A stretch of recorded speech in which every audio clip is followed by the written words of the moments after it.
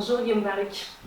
Bonjour Valsi. On t'accueille aujourd'hui pour la deuxième édition Les Dessous de l'iceberg. Tu es médecin généraliste, tu es passionné par les thérapies marines, aussi par la préservation de l'environnement marin. Tu as été candidat aux élections municipales en 2015 et 2020 et depuis 2014, tu es aussi adjoint au maire à Biarritz. Est-ce que tu veux compléter cette petite introduction ? Donc effectivement, la base de mon activité, c'est la médecine générale, mais j'ai aussi une casquette politique qui m'a amené à être adjoint au maire de 2014 à 2020 à l'environnement, et depuis 2020, je suis conseiller municipal, et non plus adjoint, à la mairie de Biarritz. D'accord. Voilà. Merci pour cette précision. Ouais, c'est important. Du coup... Mais je ne suis pas président.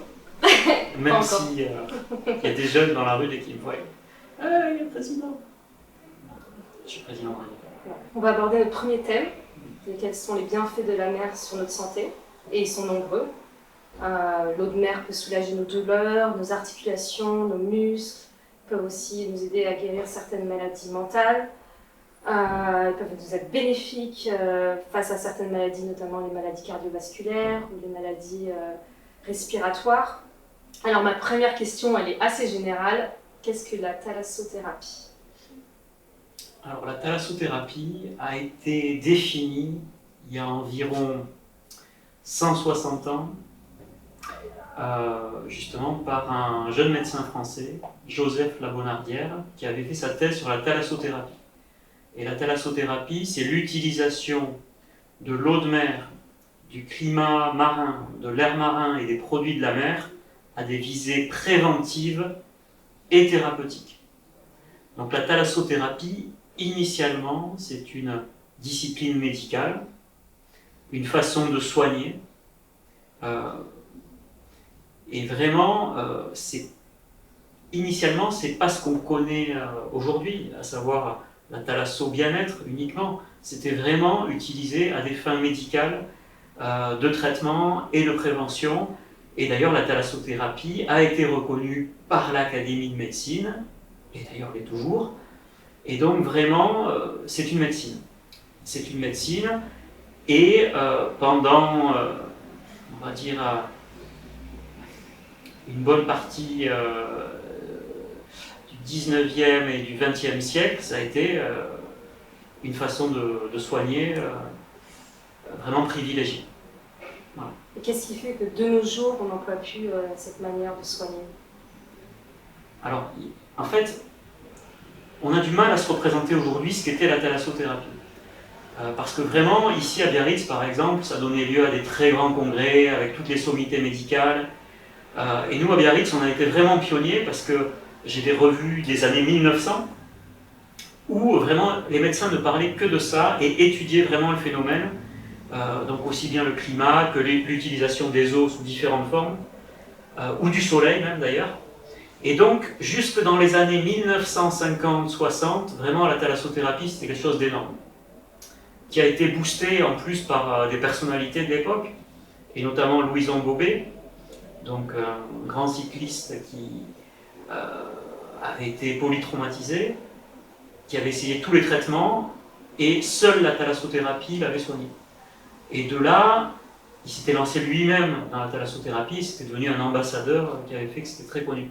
Mais la cassure, en fait, elle s'est produite à partir du moment où d'autres façons de soigner sont apparues et se sont imposées, et notamment, bien sûr, les traitements antibiotiques par rapport à la tuberculose, qui bénéficiaient notamment des soins marins, la tuberculose initialement, les vaccins, les techniques médicales modernes, et petit à petit, finalement, la thalassothérapie s'est ringardisée pour les médecins qui cherchaient des médecines, on va dire, plus modernes, plus scientifiques, en guillemets, parce que la thalassothérapie est aussi scientifique qu'une autre discipline, à condition qu'on ait la même rigueur.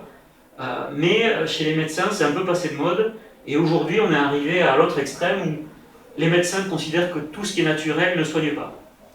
Et j'irai même plus loin, j'ai beaucoup de confrères qui considèrent que tout ce qui est traitement naturopathique relève du charlatanisme. Ce qui est complètement fou, parce que de tout temps, la base de la médecine, c'est la santé naturelle. Et la thalassothérapie, pour ça, c'est vraiment la base de tout.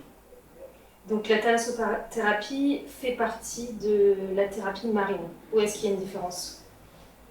Il y a plusieurs termes pour bien expliciter de quoi on parle. Donc moi j'aime bien parler de thalassothérapie, le mot entier, plutôt que thalasso qui est trop connoté uniquement bien-être. Donc thalassothérapie, que moi je renforce souvent avec médical, thalassothérapie médicale. Et sinon, on peut aussi parler effectivement de thérapie marine, ou il y a un troisième terme que j'aime beaucoup, qui est le thermalisme marin. Le thermalisme, donc, c'est tous les soins par les eaux que nous avons dans les stations thermales en France. Et finalement, ce qu'on fait en bord de mer, c'est un thermalisme particulier, avec une eau très salée qui est l'eau de mer, donc thermalisme marin. Donc pour moi, il y a les trois termes. Thalassothérapie, thérapie marine, thermalisme marin. Et tu préconises ce genre de soins, de cures à tes patients en tant Ah que... oui. Ouais. Moi, je me définis même comme thalassothérapeute, même si malheureusement, il n'y a plus de diplôme pour ça. C'est assez triste, mais ces disciplines ne sont plus enseignées à la fac de médecine. Alors, elles l'étaient encore un peu quand j'étais étudiant, c'est-à-dire il y a une quinzaine d'années. Et là, il semblerait qu'à partir de cette année, la faculté relance, en tout cas un module d'apprentissage des soins par l'eau. Et je le sais parce que j'ai appris, sans le savoir, que j'étais intervenant dans le module de formation des médecins. Donc ça a été une bonne surprise. Mais voilà, on m'a mis d'office à l'enseignement de la thalassothérapie médicale. Donc c'est très bien. Mais je trouve que c'est un petit peu dingue que ça soit oublié, ce genre de méthode, parce que depuis longtemps, c'est reconnu comme, pour ses bienfaits. C'est Euripide qui disait la mer guérit les maladies des hommes. Platon déclarait la mer lave tous les maux de l'homme. Et Hippocrate recommandait les bains d'eau de mer chaude. Enfin, voilà, il y en a d'autres aussi. C'était la nature guérit les malades. Et c'est très intéressant de se plonger dans les auteurs anciens parce qu'ils avaient compris tout ça bien avant nous par l'observation. Comme ils n'avaient pas tous les outils diagnostiques et thérapeutiques qu'on a aujourd'hui, ils observaient beaucoup. Et Hippocrate, qui est considéré comme le premier médecin, c'est très intéressant de relire ses écrits parce qu'il avait compris mieux que peut-être les savants d'aujourd'hui comment, par exemple, une épidémie pouvait se transmettre ou se diffuser, ou quel était le cycle d'une épidémie, par l'observation et par l'utilisation des moyens à sa disposition, qui à l'époque étaient moins nombreux qu'aujourd'hui en tout cas, mais ils utilisaient vraiment beaucoup plus que nous l'environnement. Et aujourd'hui c'est complètement fou d'avoir réduit finalement les patients à des corps, à des espèces de mécaniques biologiques pour lesquelles seul un médicament chimique pourrait avoir un impact positif pour la santé. On nous a réduit à ça. Est-ce que c'est parce qu'il n'y a pas d'argent à se faire Disons qu'il y en a moins, ça c'est sûr, mais il y en aurait, dans le sens où, comme pour tout, à partir du moment où on structure une discipline médicale, effectivement, il y a toujours un modèle économique. La thalassothérapie, c'est quand même des gros acteurs économiques sur les côtes. Donc, ils pourraient très bien se remettre dans une dynamique de recherche, d'éducation et de soins médicaux. Ça ne poserait pas de problème, mais disons que si on change de modèle, on le fait toujours au détriment d'un autre modèle. Donc aujourd'hui, plus que jamais, on est dans le modèle hyper pharmaceutique. Donc la médecine, c'est le médicament, le vaccin, point. Je suis médecin généraliste, je passe mon temps à prescrire des médicaments, je vaccine mes patients, mais je considère qu'il n'y a pas que ça. On voudrait nous faire croire que, justement, la médecine se cantonne à ça. Si demain on bascule vers plus de médecine naturelle, ou plus de sport santé par exemple, tout le côté pharmaceutique va dégringoler. Et là, il y a des études qui le montrent, mais très simple. Si demain on fait de la thalassothérapie un des piliers de notre santé publique, les ventes de médicaments vont s'effondrer. Et vraiment. C'est ce dont je parle dans Soft Therapy, mais tout ce qui est antidiabétique, antihypertenseur, anticholestérol, tous ces médicaments-là, finalement, c'est des médicaments qui servent pour pallier à des problèmes de société, mais que les thérapies naturelles pourraient résoudre d'elles-mêmes. Donc ça, c'est très important à comprendre. Justement, avec cette crise sanitaire où bon, les gens sont beaucoup moins sortis, étaient beaucoup moins proches de la nature, est-ce que tu as vu vraiment des effets néfastes sur leur santé?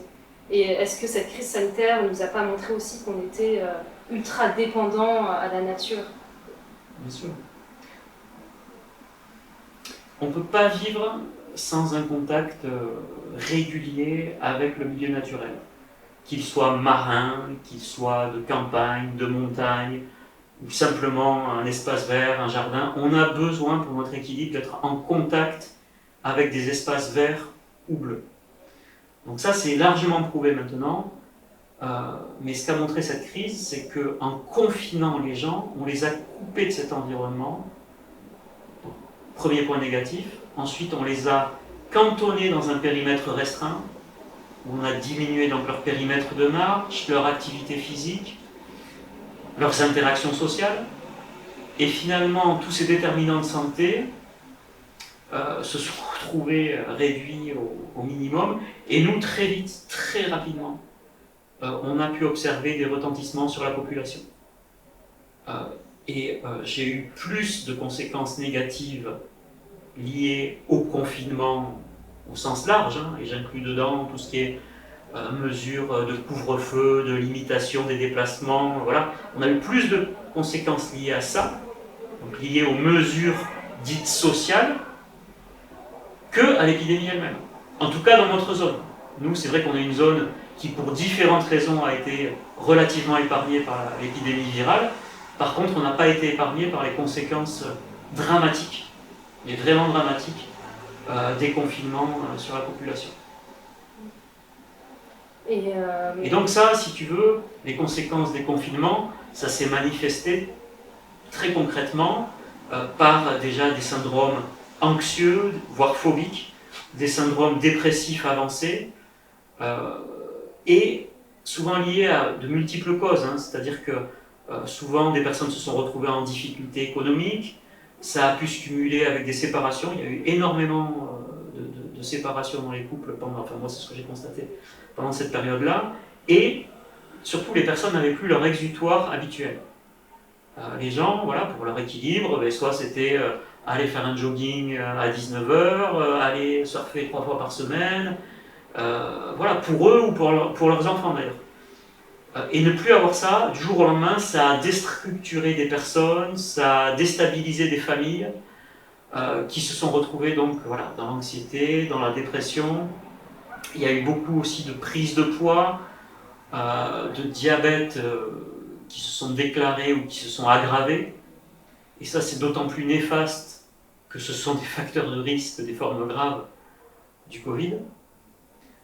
Et on a prouvé également que les personnes qui faisaient les formes les plus graves étaient statistiquement aussi celles qui avaient eu le moins d'activité physique dans les mois qui avaient précédé. Alors, c'est pas du 100%, mais on sait que le manque d'activité physique est corrélé à la gravité voilà, de l'épidémie. Mais ça, c'est valable pour ce virus-là, mais c'est valable pour tout. Parce qu'il faut bien comprendre que par rapport à n'importe quel microbe, on peut offrir une résistance via nos propres défenses immunitaires si on les stimule. Et il y a des choses très simples pour stimuler son système immunitaire. Bon, ça commence par le sommeil, la gestion du stress, l'exposition à un milieu naturel, c'est ça dont je parle dans mes différents livres. Voilà, mais on sait que le milieu marin, l'exposition solaire, l'activité physique, tout ça quand c'est fait de manière raisonnable, ça stimule notre système immunitaire. Et bien sûr, le moral, qui va faire qu'on va être plus ou moins résilient face à une épidémie. Donc vraiment, moi, mon message, c'est toujours de dire, vous n'êtes pas des petites choses vulnérables par rapport à un grand méchant microbe qui va tous nous tuer. C'est pas du tout ça. C'est selon votre état de santé, qui n'est pas forcément corrélé à l'âge. On a beaucoup fait croire que les personnes âgées étaient beaucoup plus à risque que les jeunes. Là aussi, ça dépend. Une personne âgée qui est en parfaite forme physique, qui fait sa balade en bord de mer tous les jours, pour la plupart, elles ont fait des formes légères. Voilà, donc c'est vraiment important de faire passer ce message, c'est que on a un capital santé qu'on peut renforcer par nous-mêmes. Ouais. Par nos activités et aussi grâce à la nature. Grâce à l'environnement. C'est l'environnement, comme tu expliques effectivement dans tes deux livres. D'ailleurs, en retournant sur l'environnement marin, j'aimerais aborder notre deuxième thème qui est la préservation de l'environnement marin. Et pour ça, j'ai envie de lire une page de ton livre, parce que je trouve très intéressante. Il y a beaucoup d'analogies entre nous et les océans. Alors, l'océan, plus vaste milieu naturel de la planète qui occupe 70% de sa surface, peut aider à soigner notre organisme, composé à 70% d'eau. En volume, les océans représentent 99% des espaces où la vie est possible sur Terre.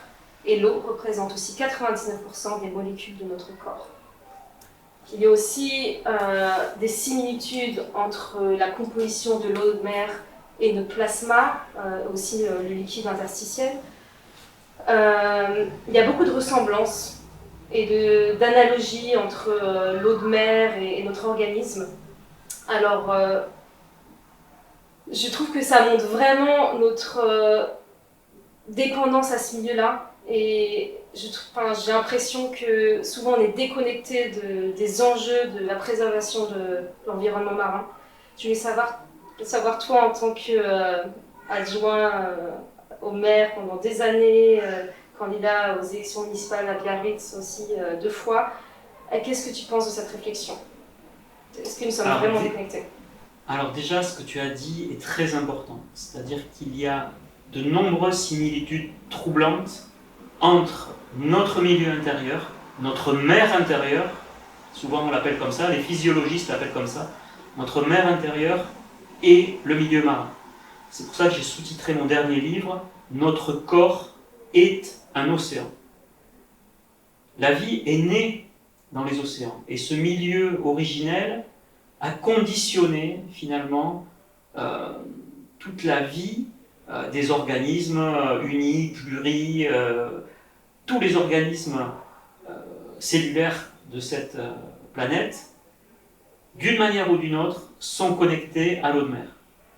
Donc, il y a une théorie finalement qui est complémentaire à celle de Darwin, qui dit que les êtres vivants, pour assurer leur survie, ont dû recréer autour de leurs cellules un environnement le plus ressemblant possible au milieu marin originel. Il y a juste la concentration en sels minéraux qui varie, la concentration en sels, mais les proportions en sels minéraux sont quasiment les mêmes. Donc, moi, je suis parti de ce constat, et je ne suis pas le premier à le faire. Il y a plusieurs grands médecins et physiologistes français qui l'avaient fait avant moi, et notamment le plus connu d'entre eux, le biologiste René Quinton. Mais il n'y a pas que lui, il y avait aussi Alain Bombard qui a fait des traversées de la Méditerranée et de l'Atlantique en autonomie, en buvant notamment de l'eau de mer, pas que, mais voilà. Et donc on a un historique de médecins en France qui ont compris cette analogie et qui ont voulu expliquer à quel point il était important justement d'en tenir compte pour notre propre santé. Donc moi je me suis inspiré de ça déjà pour expliquer aux gens que plus on veut être en bonne santé, plus il faut s'imprégner du milieu marin par tout moyen, que ce soit par la respiration, par le bain, ou même par l'hydratation, peut-être qu'on en reparlera. Mais comprendre que notre santé est directement connectée à celle de l'océan, il y a même une phrase célèbre d'un grand activiste des océans qui a été reprise depuis, qui dit que si les océans meurent, nous mourrons avec eux. Paul Watson, Shepherd. Voilà, c'est exactement ça, mais là-dessus, tout est dit là-dedans. C'est-à-dire qu'il faut bien comprendre que, notre santé dépend de la santé des océans, mais on ne peut plus vivre sans eux. Donc aujourd'hui, cette espèce de vie qu'on voudrait nous faire imaginer, d'une vie urbaine, totalement déconnectée des éléments, ou même, là j'ai vu récemment, un grand entrepreneur des GAFA voulait nous envoyer dans l'espace complètement déconnectés de nos éléments naturels. Je pense qu'ils ont oublié les bases de la santé. Nous avons un besoin viscéral d'être en contact avec les éléments, et notamment avec le milieu marin. On ne peut pas passer une vie loin du milieu marin, c'est absolument impossible.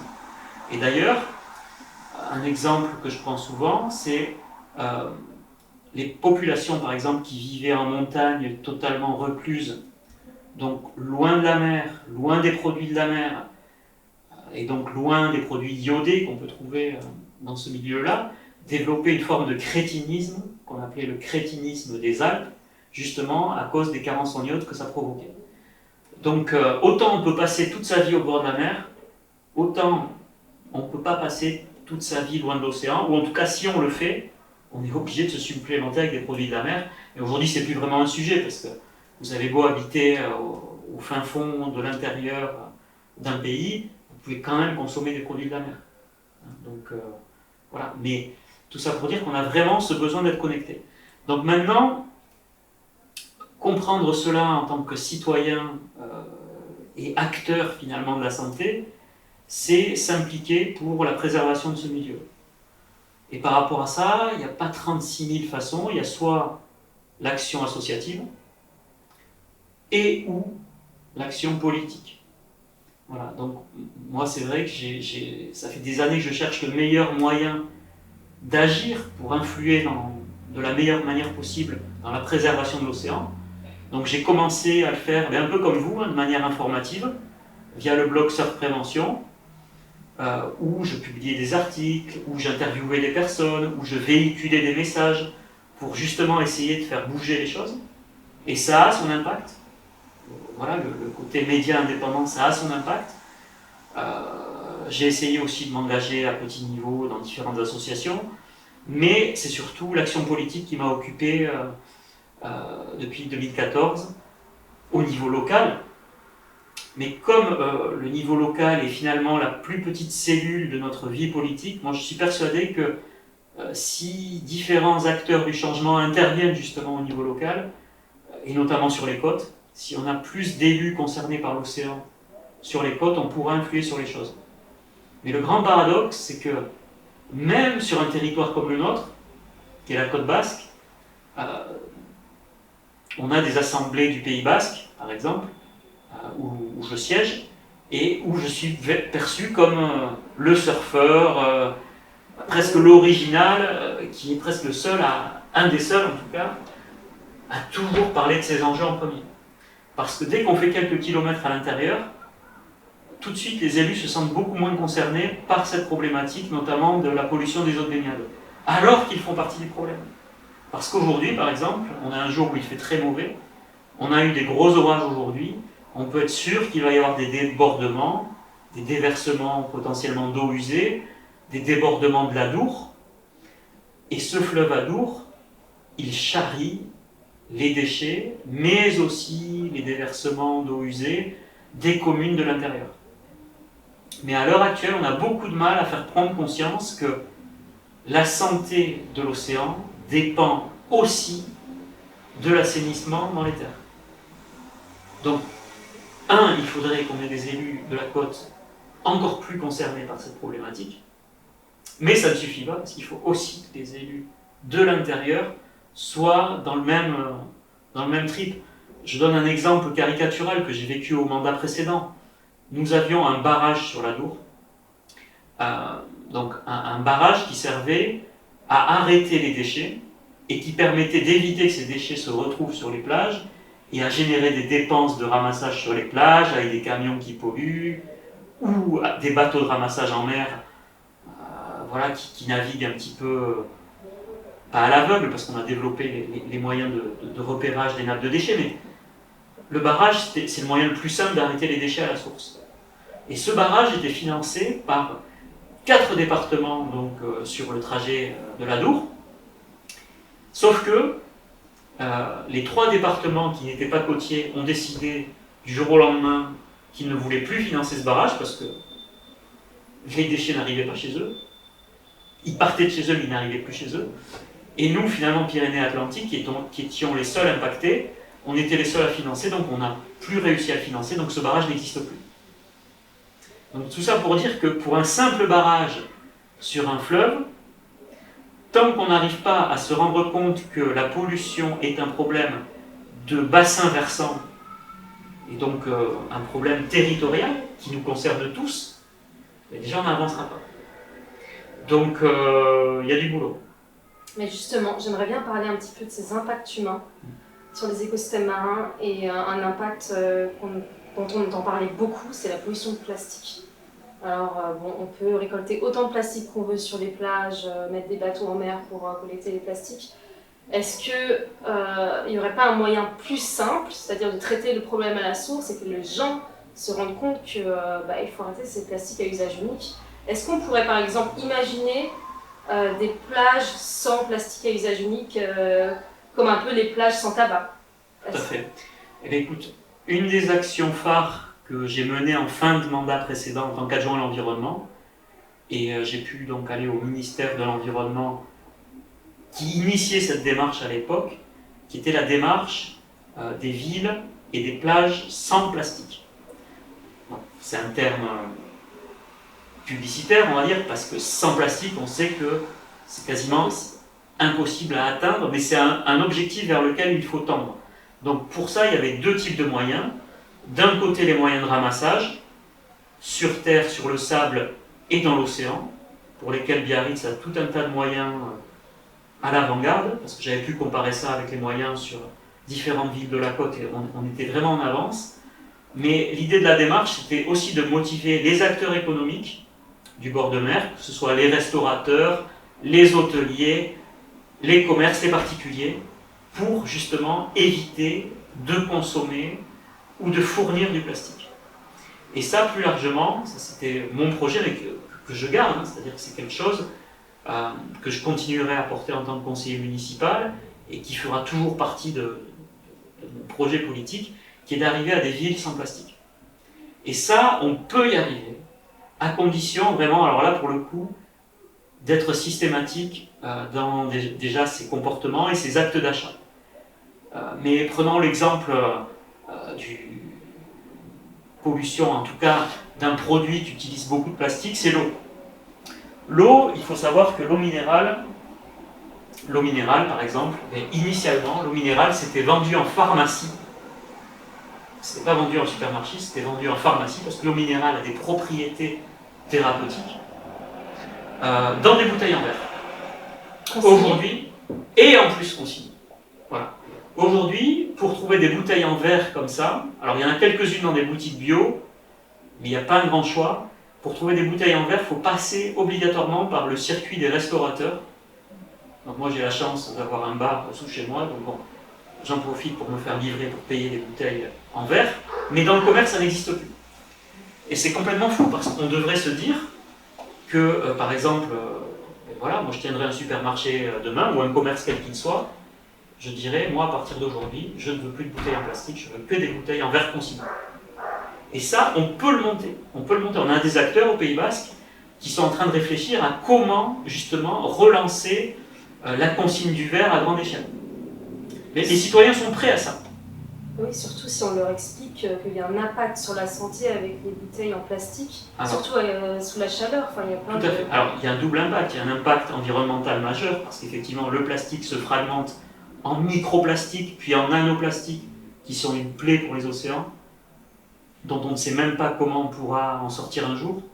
Et ensuite, il y a un problème également sanitaire, c'est-à-dire que ces micro et nanoplastiques se retrouvent dans l'eau de la bouteille. Ça, c'est un sujet un petit peu tabou, mais qui a été étudié, qui est prouvé, en fonction de la qualité du plastique, en fonction de ce que ce plastique subit en termes de stress, notamment thermique, on va retrouver plus ou moins de milliers ou de dizaines de milliers de microparticules. Et ça, c'est quelque chose que moi je soupçonnais depuis des années, parce que vous achetez la même eau, on ne va pas donner de nom de marque, mais la même eau en bouteille plastique et en bouteille en verre, tout de suite vous allez constater que ce n'est pas le même goût. Et pour certaines eaux en bouteille, des fois vous avez l'impression de boire carrément du plastique. Les micro-bouteilles en plastique, dans du mauvais plastique, des fois j'ai l'impression qu'on boit plus de plastique que d'eau. Et c'est pas pour rien que si la bonne eau en bouteille, c'est la même eau, hein, encore une fois. Hein. C'est pas une eau de qualité supérieure. C'est exactement la même eau, mais pourquoi dans les hôtels de luxe et dans les grands restaurants, on la livre dans une bouteille en verre? C'est parce que la qualité est meilleure, tout simplement. Donc après, il y a la question effectivement du coût environnemental, c'est-à-dire que le verre, ça pèse plus lourd que le plastique. Mais ça aussi, ça peut se résoudre par des circuits courts, par de la réutilisation, enfin, il y a différents moyens à imaginer, mais en tout cas vraiment se rendre compte que le plastique c'est un fléau pour les océans, clairement. Et pour notre santé. Je pense aussi aux sachets de thé en plastique. Il y a une étude récente qui a montré qu'avec la chaleur de l'eau, il y avait plein de produits toxiques qui se mettaient dans le thé et c'est absolument à bannir. Enfin, voilà, les gens ne savent pas, mais je pense qu'ils étaient plus au courant de ce genre de choses. Tout à fait. Le plastique est partout et il est aussi dans l'eau du robinet. Ça, c'est quelque chose aussi dont on parle peu, mais il y a des microplastiques aussi dans l'eau du robinet. On en trouve partout maintenant, de toute manière. Moi, ce qui m'a choquée quand je suis arrivée à Biarritz, il y a 1 an et demi, je suis assez nouvelle ici, c'est tous ces microplastiques sur la plage. Franchement, je ne pensais pas que sur la côte ouest, en France, je pouvais trouver autant de plastique. Voilà, j'ai des photos qu'on mettra en vidéo. Mais toi, ça fait plusieurs dizaines d'années que tu surfes ici, sur la côte. Est-ce que tu as vu une augmentation de la pollution plastique ou pas? Alors, il y a deux axes à voir.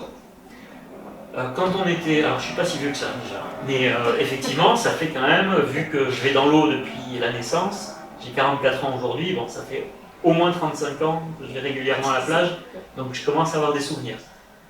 Initialement, la pollution, c'était normal. C'est-à-dire que, y compris d'ailleurs les marées noires, il n'y avait pas un jour où on rentrait de la plage sans avoir du goudron sous les pieds. C'était, voilà, nos mamans nous essuyaient le goudron, il y avait du goudron plein la plage, on trouvait ça normal.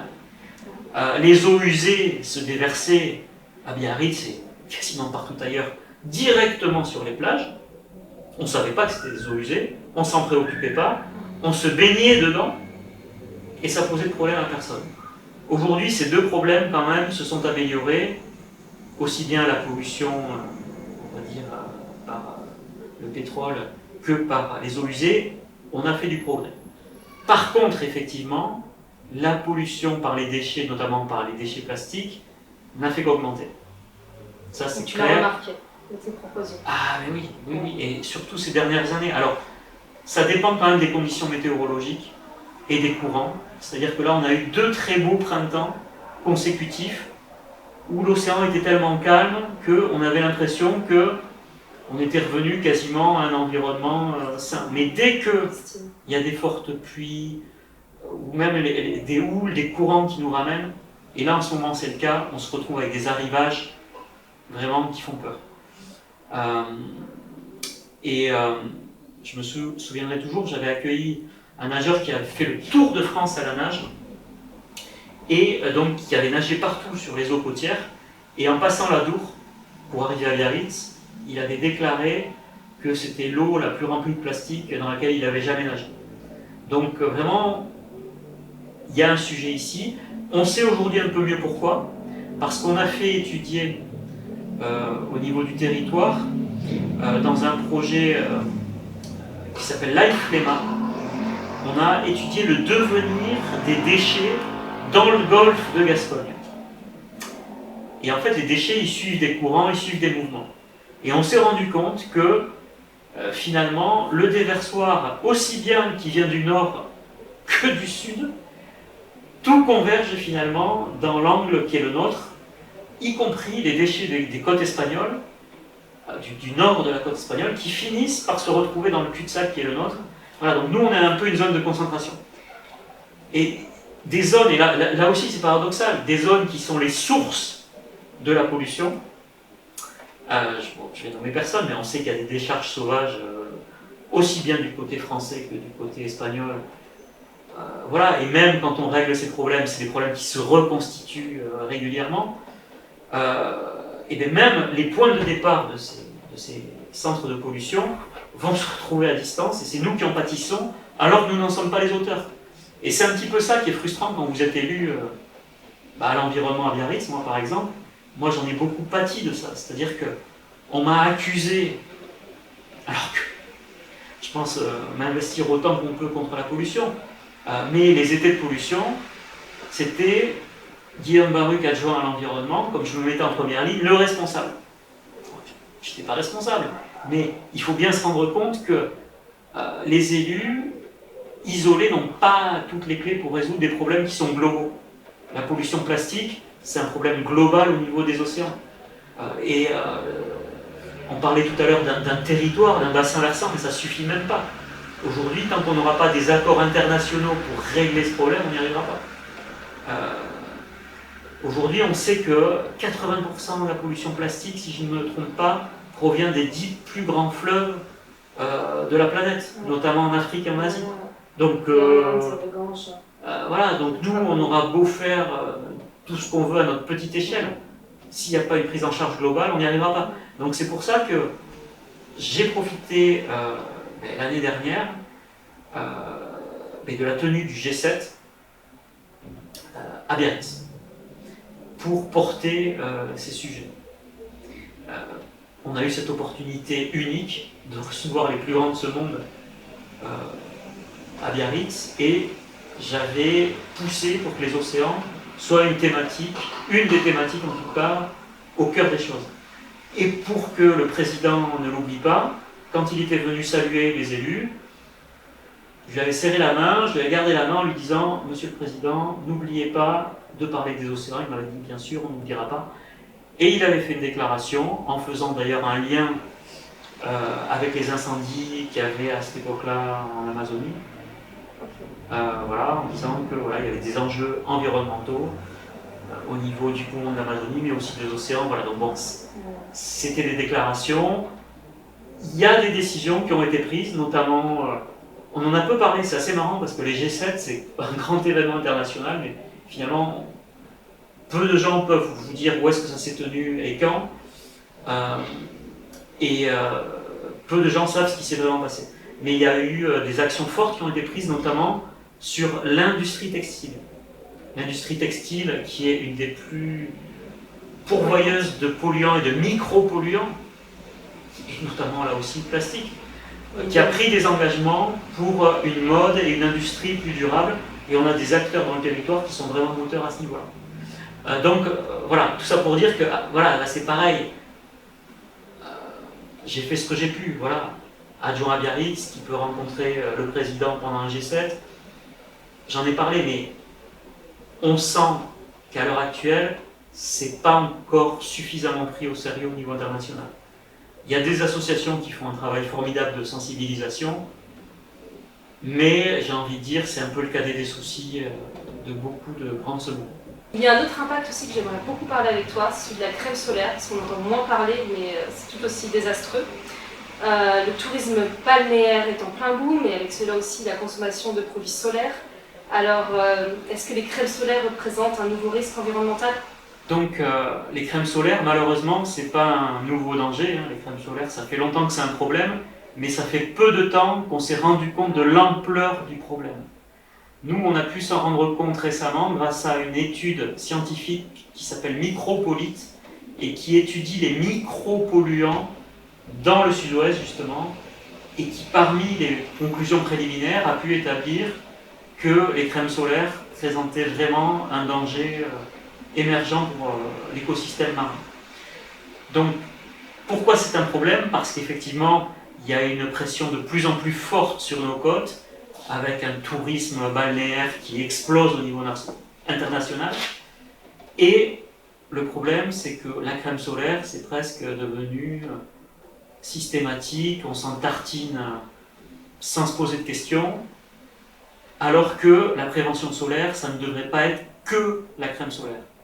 Moi je dis souvent, la crème solaire, c'est la dernière protection solaire, une fois que vous avez utilisé tous les autres moyens, que sont la limitation du temps d'exposition, l'ombre, les vêtements, le chapeau, les lunettes, et vous n'utilisez la crème solaire que pour les parties découvertes, sensibles, si nécessaire, et idéalement après être allé dans l'eau. Parce que si vous vous badigeonnez de crème solaire, que vous rentrez dans l'eau, en quelques minutes, vous allez en perdre une grande partie, 20 à 25% en quelques minutes. Et donc cette crème solaire, qui ne sert plus à rien, va aller badigeonner les autres baigneurs, et ça peut d'ailleurs en rendre certains allergiques à certaines substances qu'on peut trouver dans ces cosmétiques. Et surtout, ça va aller contaminer le milieu marin au sens large. Donc aussi bien la faune que la flore, que le phytoplancton, que les coraux. On parle beaucoup des coraux parce qu'on sait que ça a un impact désastreux sur les coraux. Enfin, certains constituants, en tout cas des crèmes solaires. Parce que les crèmes solaires, ce sont des cosmétiques avec de multiples composants. On a établi que certains composants étaient toxiques pour l'environnement marin, d'autres ne le sont pas ou le sont moins, en tout cas. Mais en tout cas, ce qu'on sait, c'est qu'à l'heure actuelle, il faut, à mon sens, diminuer les volumes de crème solaire dans les eaux marines, encourager à consommer des crèmes solaires bio vraiment certifiées qui n'utilisent pas de produits toxiques pour l'environnement marin.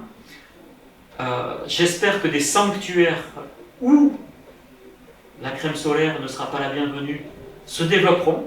Ça existe déjà sur certaines îles ou certaines zones au Mexique ou à Hawaï où ils ont fait même passer une loi, ça a été compliqué, mais voilà, c'est un sujet, là aussi c'est un sujet politique pour arriver à faire comprendre que on a des micropolluants chimiques qui sont dangereux pour l'environnement et qui peuvent aussi l'être pour la santé. Parce que il faut vous dire que un composant, s'il est néfaste pour l'environnement, il y a de fortes chances qu'il ne soit pas terrible pour votre santé non plus. Voilà, donc il y a tout un enjeu autour des cosmétiques dont je parle dans détoxification et dont il faut prendre conscience. C'est-à-dire que quand vous mettez un cosmétique avec des produits chimiques sur la peau, il y a une partie de ces produits chimiques qui va passer à travers la peau, qui va passer dans le sang, et c'est pas forcément anodin, notamment pour les petits enfants qui vont se retrouver avec voilà, des particules potentiellement néfastes dans la circulation. Donc, moi, mon message, c'est allons-y mollo sur la crème solaire, la prévention solaire, bien sûr.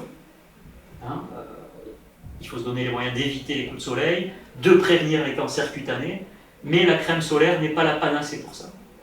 Donc vraiment, il y a un enjeu autour de ça, il y a de la recherche à développer autour de ça. Elle n'est pas encore suffisante. Hein. Les chercheurs les plus avancés, qui sont en Espagne d'ailleurs, sur cette thématique, aimeraient avoir plus de moyens. Il y a toute une industrie qui pèse des milliards d'euros derrière, mais il faut vraiment prendre conscience. J'ai l'impression qu'on est sur la bonne voie, mais qu'on a affaire à un polluant majeur des écosystèmes. Voilà. Et peut-être des industries derrière qui ne veulent pas voir... Alors, ça va être de plus en plus compliqué, parce que maintenant on a quand même des arguments fiables, et surtout, on a vraiment des environnements, des récifs coralliens qui sont en train de mourir, en partie à cause de ça. Donc là, on peut pas fermer les yeux, clairement. Donc il y a des bonnes pratiques à adopter par rapport à ça. Il y a des phénomènes parfois qui se produisent dans la mer, une sorte de mousse. Est-ce que c'est lié justement à toute cette quantité de crème solaire ? Alors pour moi, la crème solaire, d'expérience, ça blanchit le plan d'eau, ça l'alourdit, ça lui donne une texture huileuse. Des fois, les surfeurs vous disent, je suis sur ma planche de surf, je glisse, même avec la wax, je glisse. Donc je pense que la crème solaire, ça a plus cet effet-là. C'est pas spécialement moussant. Par contre, il y a des produits moussants dans l'eau de mer. Alors, soit des produits naturels, des micro-algues par exemple, des micro-substances chimiques naturelles qui vont s'émulsionner à la faveur de la houle, du vent. Plus c'est brassé, plus on a des mousses. Et on le sait parce qu'on a des images qui datent de plus de 100 ans à Biarritz, avant donc qu'il y ait toutes ces industries chimiques qui se développent, où on avait déjà ces mousses. Donc il y a une partie naturelle, mais on sait que cette partie naturelle peut être aggravée par des détergents chimiques, et notamment des résidus lessiviels ou potentiellement de shampoing ou d'autres qu'on peut retrouver qui sont mal filtrés par les stations d'épuration, qui ne filtrent pas totalement, qui filtrent mal les polluants chimiques et qui vont pouvoir mousser et donner des mousses. Donc ça, pour savoir, pour discriminer les choses, c'est pareil, j'avais commencé à mandater des analyses. Donc on prélève des mousses. Alors c'est pas les mêmes mousses en été qu'en hiver d'ailleurs. Et on essaie de voir est-ce que c'est naturel, est-ce que c'est chimique. Et moi, sur les premières données que j'ai pu avoir, c'était souvent mixte. C'est-à-dire il y a une part naturelle et une part chimique. Donc là-dessus... On a beaucoup parlé des impacts humains sur les écosystèmes marins. Je sais que tu as regardé dernièrement Seaspiracy, c'est un documentaire justement qui relate un peu tous ces impacts. Je voulais savoir ton avis par rapport à ce film. Écoute, ce documentaire, Seaspiracy, déjà c'est un documentaire coup de poing, un documentaire choc qui ne peut pas laisser indifférent. Et vraiment, même moi qui connais beaucoup de choses sur ces enjeux, ça m'a frappé, ça m'a marqué. Donc je pense déjà que leur objectif est atteint. Alors j'ai appris des choses dans ce documentaire déjà, et notamment une partie que j'ai adorée et qui sera un rajout dans la prochaine édition de détoxification. Donc il y aura un rajout en fait sur le brassage des eaux marines. Dans détoxification, je passe beaucoup de temps à expliquer que l'eau de mer se détoxifie grâce au mouvement permanent de l'eau, grâce aux vagues, grâce à la houle, grâce au courant, grâce aux différences de température ou de salinité. Mais je ne parle pas d'un facteur qu'on sous-estime, qui est le mouvement des animaux marins dans la colonne d'eau. Et alors bon, ça c'est à vérifier, mais ils ont cette phrase choc qui dit que le mouvement de la vie marine dans les colonnes d'eau brasse peut-être autant, voire plus, l'eau que tous les autres facteurs réunis. Donc en tout cas, c'est un facteur de brassage. Donc on a besoin d'une vie dans les océans aussi pour participer à sa détoxification. Parce que la notion que je rappelle en permanence, c'est que pour une bonne santé des océans ou pour une bonne santé corporelle, il faut que ça circule, que l'eau soit brassée par tout moyen, et donc vraiment les poissons et les mammifères marins, tout ce qu'on va trouver dans l'eau, participe à ce mouvement aquatique qui est vital pour la santé des océans. Il y a une partie dans le livre où j'explique finalement que la mise en suspension des particules fait partie aussi de la vie et de la santé des milieux aquatiques. Donc ça c'est très important. Donc j'ai appris ça déjà. Ensuite, par rapport vraiment au cœur du documentaire, effectivement il y a un problème énorme avec la surpêche, la pêche industrielle, une pêche qui dévaste nos océans, nos fonds marins, qui nuit aux populations locales et qui les appauvrit dans différentes zones notamment d'Afrique ou d'Asie, qui font que la pêche locale, qui est le moyen de subsistance et de santé de ces populations, va être pillée finalement par des personnes extérieures. Donc aujourd'hui, plus que jamais, on a besoin de revenir vers une pêche. Moi j'y crois. Alors contrairement au documentaire qui dit qu'une pêche responsable n'est pas possible, moi je pense qu'elle est possible. On le montre notamment par la petite pêche qu'on peut avoir au Pays Basque. Une pêche responsable est possible. Le problème aujourd'hui, c'est que comme les labels bio, le label de la pêche responsable a été peut-être phagocyté par des acteurs qui vont utiliser ça comme un argument économique, mais qui derrière n'offrent plus les critères de qualité qu'on pourrait attendre de ces labels-là. Voilà. Et l'autre quand même fait marquant de ce documentaire, et qui doit interpeller, je crois, tous les citoyens, c'est de réfléchir à quand vous avez une association environnementale, quel est son but ultime? Est-ce que son but c'est uniquement de vous sensibiliser à une problématique, quelle qu'elle soit, et notamment la problématique du plastique dans les océans, qui est une problématique donc réelle, et c'est un combat noble, mais il ne faut pas que certains combats en cachent d'autres. Et ça, ce documentaire le montre très bien, c'est-à-dire que si votre association de préservation de l'océan ne parle que du problème du plastique, si vous voulez, c'est aussi incohérent que parler de santé en ne parlant que du Covid. C'est ce qui se passe en ce moment. C'est très à la mode de prendre un problème global par le petit bout de la lorgnette en disant le seul problème c'est le plastique. Et on oublie tout le reste. Donc il y a un moyen très simple pour connaître les intentions conscientes ou inconscientes des acteurs de la préservation de l'environnement, c'est de regarder qui les finance. Et pas que les associations d'ailleurs.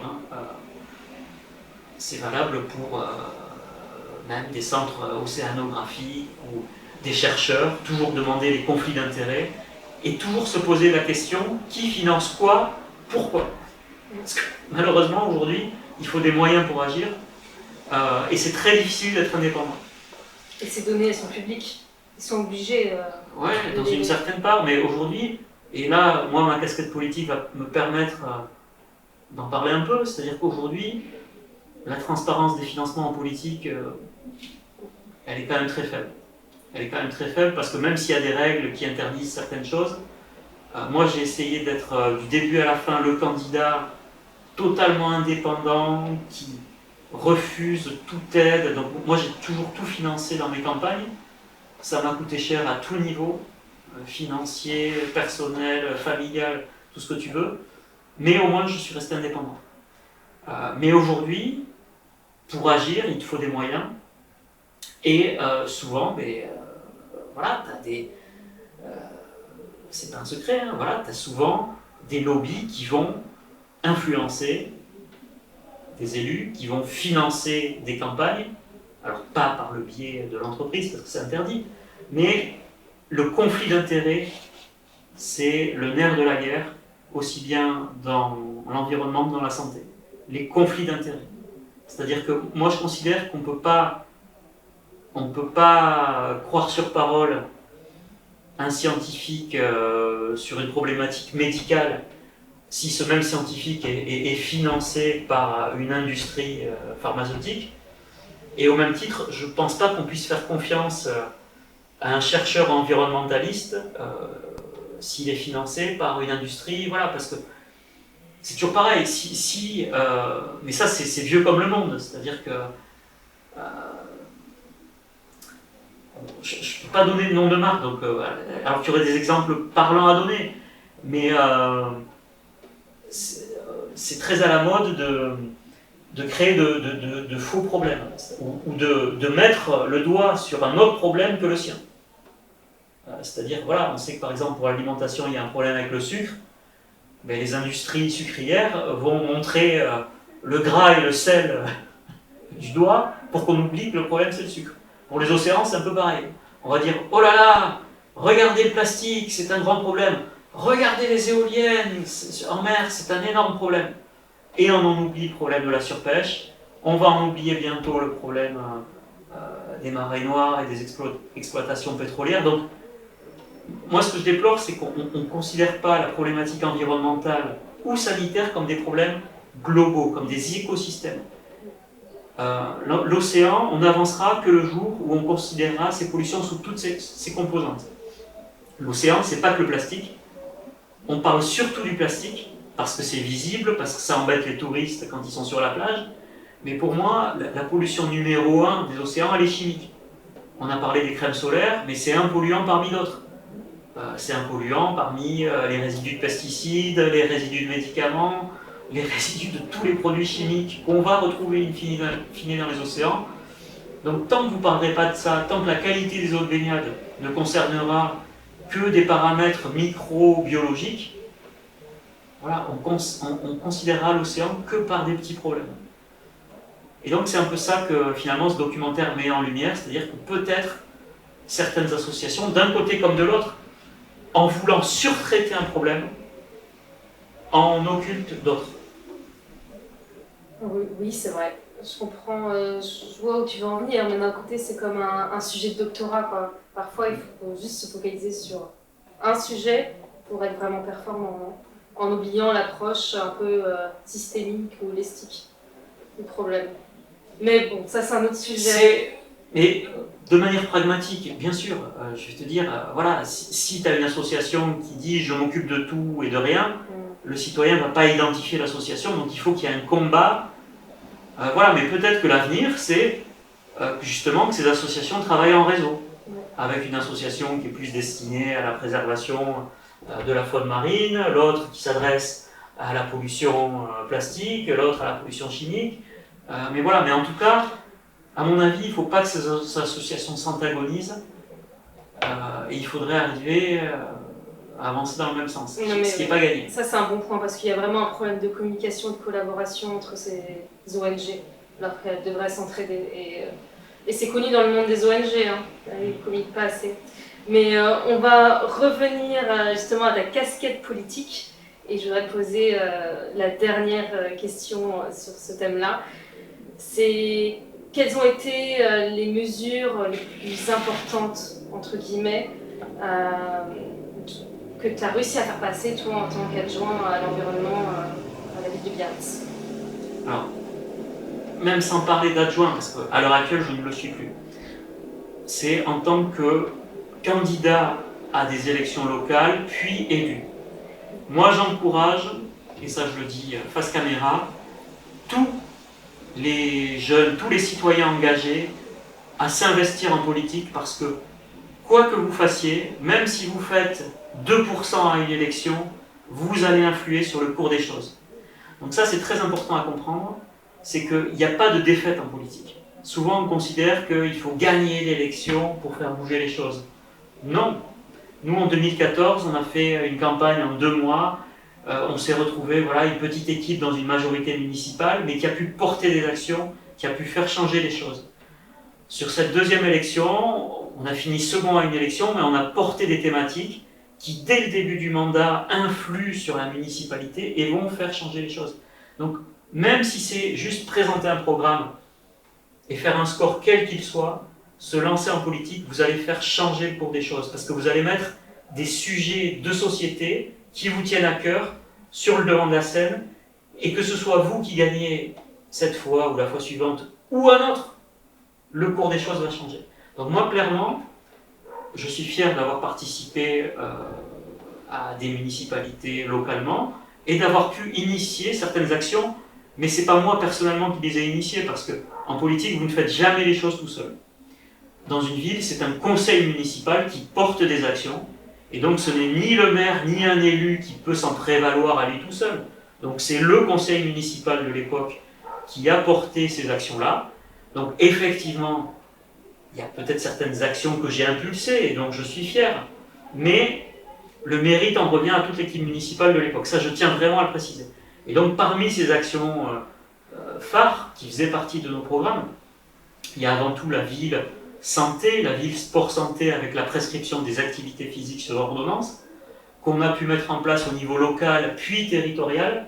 Aujourd'hui, à l'échelle du Pays Basque, on peut prescrire toutes sortes d'activités physiques pour des personnes sédentaires, malades en infection longue durée ou des personnes qui ont des affections graves à l'hôpital, qui vont être reconditionnées puis qui vont bénéficier de ce programme. Donc ça, pour moi, c'est l'action phare.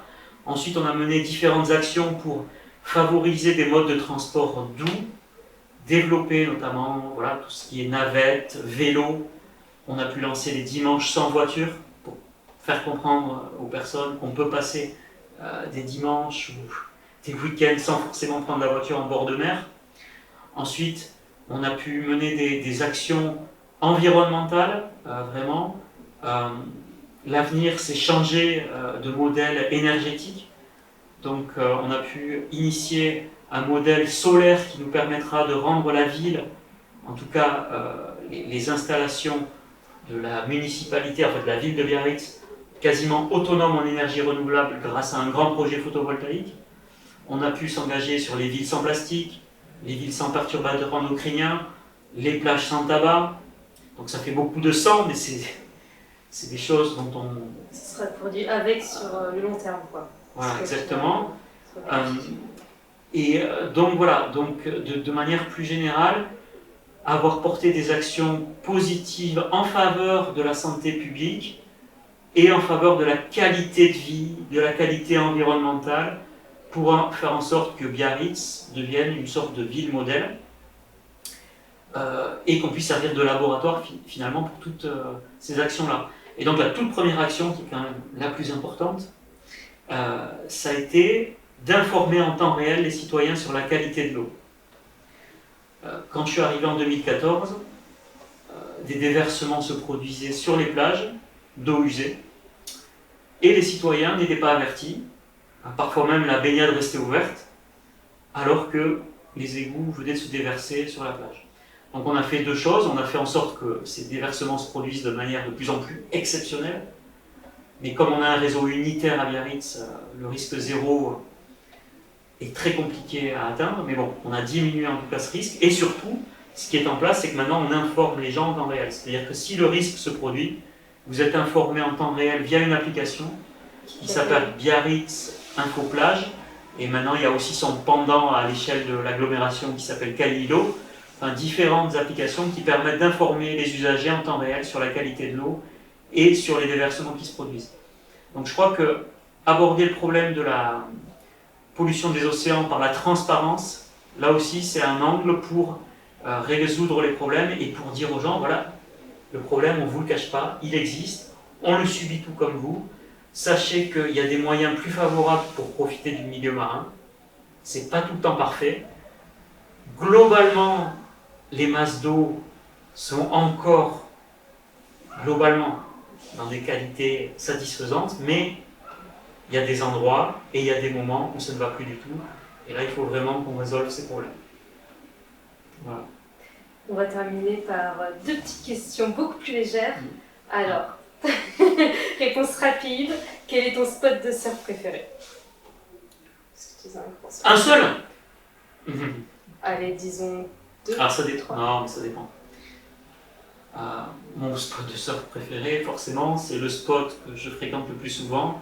C'est le spot en bas de mon cabinet médical, c'est la grande plage de Biarritz, que je fréquente depuis que je sais marcher et sur lequel je surfe voilà, depuis toujours. Donc j'adore ce spot, pourquoi? Parce que c'est un spot sur lequel on peut surfer tous les jours de l'année.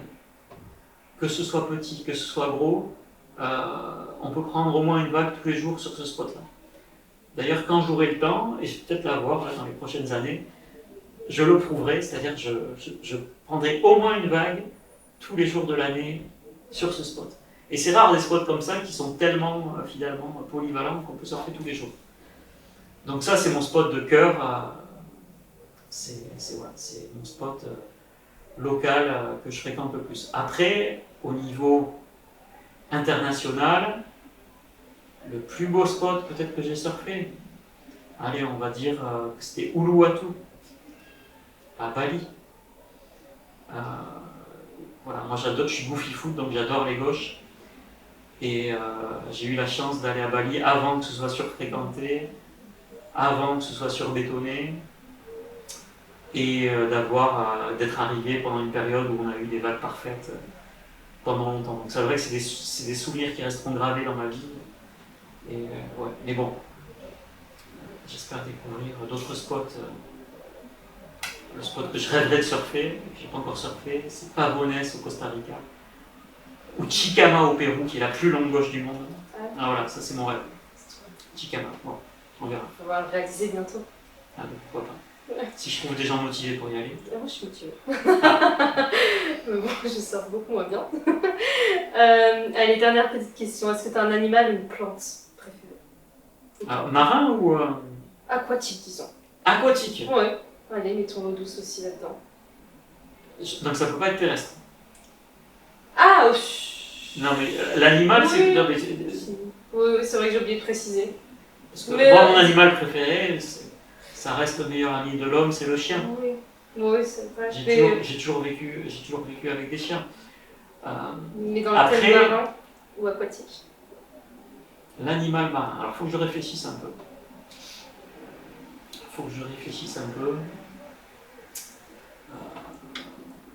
Je pensais pas que ce serait cette question qui te poserait plus de réflexion. Non, parce que je m'étais dit, bon, est-ce que je reste basique ou pas? Non, mais oui, ça va être classique parce que beaucoup de gens te feront la même réponse, mais peut-être que je donnerai d'autres arguments. Le dauphin. Ouais. Le dauphin, pour plusieurs raisons. Le dauphin, pour sa glisse naturelle, le dauphin est un surfeur. Il surfe les vagues, il surfe l'onde mieux que n'importe quel autre animal. Le dauphin aussi, parce que malheureusement, c'est une victime des captures accessoires liées à la surpêche. Et donc, vraiment, par rapport à ça, c'est vraiment un animal qu'il faut préserver. Et ensuite, même si c'est un sujet un peu polémique, parce que le dauphin peut aider à soigner les gens. Alors, je sais que tout le monde n'est pas d'accord avec ça, mais la delphinothérapie, ça existe. Alors, ça implique de faire entrer en contact des dauphins avec des humains. Donc, dans des environnements, ça c'est des choses qui pourraient évoluer. On pourrait imaginer que demain ces environnements soient plus ou moins naturels. Mais cette rencontre-là peut se produire dans le milieu naturel. C'est-à-dire qu'on pourrait dire delphinothérapie rien qu'en allant voir des dauphins dans leur milieu sans les mettre dans les cages. En captivité. Voilà. Donc voilà. Mais donc la delphinothérapie c'est au sens large. Ça peut être juste la vision, le contact. Voilà. Mais on sait que la connexion d'un humain, quelle qu'elle soit, avec un dauphin, a des effets bénéfiques sur la santé, notamment psychique, et même sur certaines maladies. J'avais fait un article qui est encore en ligne là-dessus, la delphinothérapie, et moi je crois beaucoup aux interactions homme-animal pour améliorer la santé. Donc ça peut être entre l'homme et le cheval, l'homme et le chien, l'homme et le chat, mais aussi il faut qu'il y ait des interactions respectueuses, bien sûr, de l'homme et de l'animal. Mais il faut qu'il y ait ces interactions-là, parce que si elles n'existent pas, les gens ne connaissent pas ces animaux, n'ont pas envie de les préserver et ne vont pas s'investir. Donc cette interaction, elle doit exister. Voilà. Et nous, c'est vrai que ce qu'on ne voyait pas pendant des années, c'est des dauphins près de nos côtes, et là on le voit de plus en plus souvent. Donc ça c'est un bon signe que j'espère qu'il va se prolonger. Mais rien que par rapport à ça, il faut encourager ces interactions animales. Ce sont des très bonnes explications, voilà. Et on va terminer là-dessus. Bon. Merci beaucoup Guillaume. Merci à vous. Et je recommande ces 2 livres qu'on mettra sur la vidéo, mais franchement le dernier, Détoxification, ça a été passionnant de le lire, c'était vraiment un travail de recherche exhaustif. Donc merci beaucoup pour ton temps. Merci. Et à bientôt. À bientôt.